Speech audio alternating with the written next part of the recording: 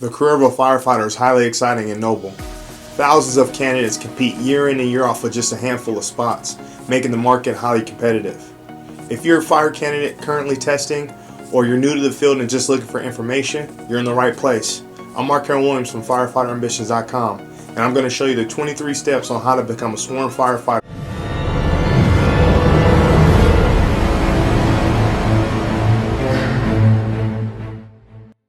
Step 1. You need to have the passion and ambition to become a firefighter. This is self-explanatory and obvious, but it needs to be addressed. With the high physical demand, strenuous activity, high call volume, complexity and graphic nature of those calls, excessive training, and more can lead to an individual to become burned out. These type of individuals can be very cancerous to an organization. With you truly having the passion and ambition to become a firefighter, you'll never forget what motivated you to pursue the career in the first place. Step 2. You need to research about the fire service. You can utilize any resources that are available, from going to school, utilizing Google, YouTube, or even speaking with sworn firefighters that are actively on duty. Step 3. You need to get out and network. This means you need to get out and meet as many firefighters as you can and show them what you have to offer. This can be done in various ways, from ride-alongs, where you go down to the station and you run calls with the fire crews, or charity and union events where you volunteer your time for their specific cause. Also, there's fire cadet programs out there where you work side by side with sworn firefighters and they mentor you through your recruitment process. Step 4. You need to talk to your family. Family is everything, and they're going to be your biggest supporters through this whole process, so they need to be on board. There's a saying floating around out there saying it's a full-time job to get the full-time job of a firefighter, and that couldn't be more true. You're going to spend countless of hours of studying, training, volunteering your time just for an opportunity to become a firefighter. So if things are bad at home, it's going to negatively affect you during your recruitment process. So you got to make sure your family's up to par, on board, and ready to assist you through your recruitment process. Step 5. You need to get your education. Most departments out there require that you obtain an EMT certification, and this can be done in 3 steps. 1. EMT school. 2. National registry. 3. State certification. Once you obtain all those things, then you'll be eligible for the recruitment process. There are also departments out there that require further education, whether it be paramedic license or firefighter 1 and 2. So depending on what department you're testing for, you need to understand what their specific requirements are. Step 6. You need to get in shape. Becoming a firefighter requires a high physical demand, so you need to make sure that you follow a fitness and nutrition program to keep you up to par and in shape and ready for your opportunity. One of the huge things in your physical preparation is you need to try your best to get into turnouts.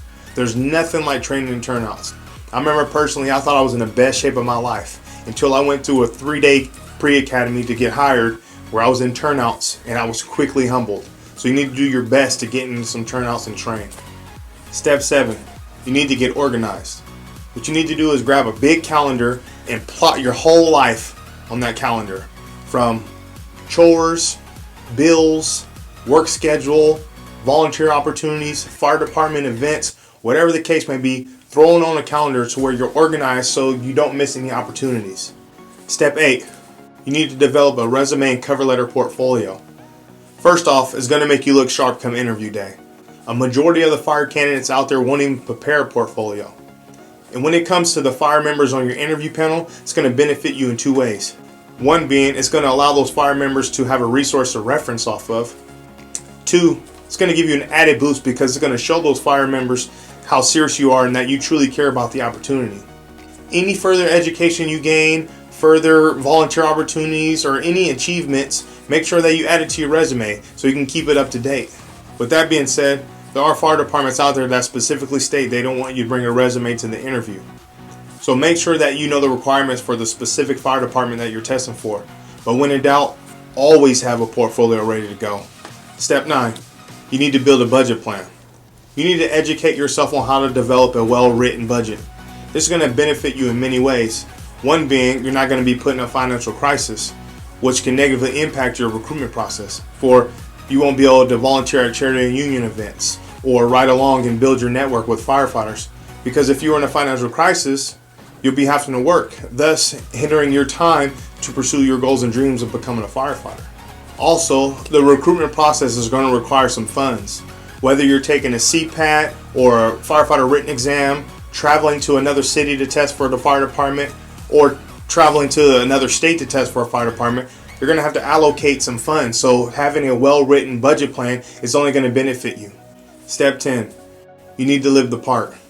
The lifestyle of a firefighter is 100% of the time. Our next door neighbors know we're firefighters because we wear our uniforms home at times. Members in the community see us in our vehicles with our union stickers and out on calls in the community or at the grocery stores. So everything we do is looked at under a microscope. And everything we do will not only impact us as individuals, but it will impact the department as a whole. So we got to make sure that we put our best foot forward and be on our A game 100% of the time.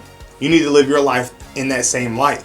Once you meet firefighters and you let them know that you're pursuing a career, from that point on, you're looked at under a microscope and you're judged and you're interviewed from that point on. So you got to make sure that you live the lifestyle of a firefighter and put your best foot forward 100% of the time.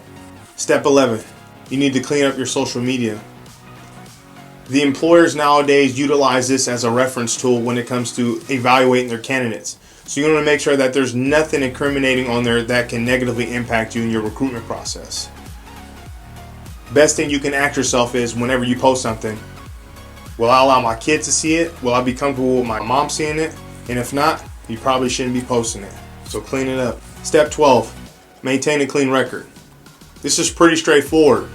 Do your best to stay out of trouble, because if not, it's going to only negatively impact you in your recruitment process. I'm going to give you a scenario. You got two candidates, equal testing scores, physically fit, great interview, great hires. They're both competing for one spot. This candidate has some marks on his record. This candidate does not. Who do you think they're going to hire? Yeah, that one. You want to make sure that you're that candidate. Stay out of trouble. Step 13. Apply for and keep tabs on firefighter job interest cards and firefighter job notifications. This can be done in several ways. There's a lot of resources out there from sites like NTN, National Test Network, or governmentjobs.com, or even you can go to your local fire department website and see if they offer a job notification link to where you put in your personal information like your email and your name, and you're going to have a year-long notification. Step 14, apply for open firefighter positions. Simply put, make sure that you're on top of who's hiring and when they're hiring. Anytime you hear about it or you get a notification on your email, make sure that you go in and you apply. Don't miss any opportunity. Step 15, you need to prepare yourself for the firefighter testing process. Once you've completed the above steps and you apply for a position that you qualify for, you're going to undergo a CPAT, a written exam, firefighter interviews, and potentially other examinations depending on the department you're testing for. As for the CPAT, you're going to have 10 minutes and 20 seconds to complete 8 separate events. Stair climb, hose drag, equipment carry, ladder raise and extension, forcible entry, search, rescue, and seal and breach and pull. As for the written examinations, this is all specific on the department that you're testing for, what they want to evaluate you on. But generally speaking, the topics that you may see are basic math, mechanical aptitude, reading comprehension, personality and human relations, memory, and more. As for the firefighter interview, generally speaking, departments utilize 2 rounds of interviews, but there are departments out there that may use 3 or 4 rounds of interviews depending on their needs. Step 16, prepare for the background check. During your background check, you're going to fill out a personal history statement, you're going to get fingerprinted, and you may undergo an interview and a polygraph test depending on the specific fire department you're testing for. Make sure that you have all necessary documentation so your background check can go as streamlined as possible. From your ID, social security, to your old addresses, to your relatives, your friends, all the information you're going to need, make sure you gather it. Step 17, conditional offer of employment. Once you reach this point in the testing process, the human resources from your specific fire department is going to reach out to you where you sign an informal offer of employment. Step 18, prepare for the psychological exam. There are fire departments out there that utilize this exam. This exam is set up to assess your behavior and personality by asking you questions based off your personal history statement, stuff about your family history, and more. Step 19, prepare yourself for the new hire medical exam. This exam is set up to gain a baseline for your performance for your career. This exam will assess vital signs, urinalysis, history and physical, vision exam, hearing exam, pulmonary exam, chest x-ray, functional movement screen, and treadmill exam. To prepare yourself for the exam, make sure you follow the step above when it comes to following a nutrition and fitness guide. Make sure you're in shape. You don't want to go in this exam out of shape. Step 20, the formal offer of employment. Once you've reached this step of the testing process and you've passed all examinations, you're going to meet with HR and sign your formal offer of employment. Step 21, the Fire Academy. Once you sign your formal offer of employment, you shift from being a fire candidate to being a fire recruit. And you're in the academy where the true work begins.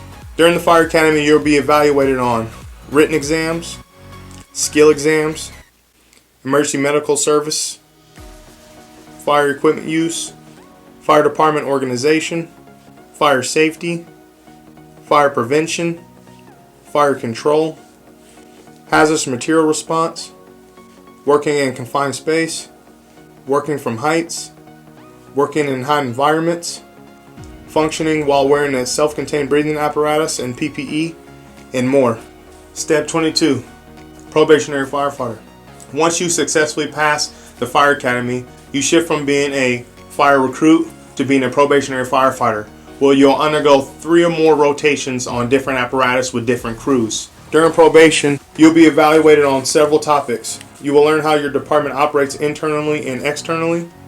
You'll clean and maintain station facilities. You'll prepare and eat meals as a crew. You'll develop customer service skills. You'll run all different types of calls, from fire versus EMS calls. You'll have a lot of training from ladder skills, engine skills, equipment skills, EMS skills, becoming more proficient with your PPE and SCBA. You're going to read and understand general orders and standard operating procedures. You're going to take written and physical exams, and so much more. Step 23, sworn firefighter.